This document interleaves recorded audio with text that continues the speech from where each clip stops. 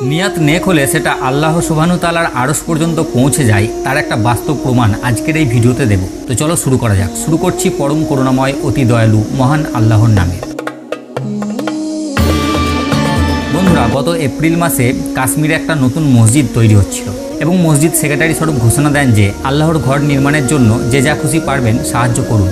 তো সবাই সবার মতো সামর্থ্য মতো সাহায্য করতে লাগলো এবং একজন বুড়ি মা তার থাকতেন, তারও মনে ইচ্ছা প্রকাশ হলো যে আমি কিছু আল্লাহর ঘরে দান করব।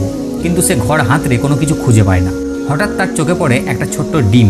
তো সেই ডিমটা নিয়ে এসে রওনা দেয় মসজিদ সেক্রেটারির কাছে এবং মসজিদ সেক্রেটারিকে গিয়ে বলে যে আল্লাহর ঘরে দান করার মতো ইচ্ছা তো আমার আছে, কিন্তু আমার কাছে সেরকম দেওয়ার মতো কিছু নেই এই ডিমটা ছাড়া।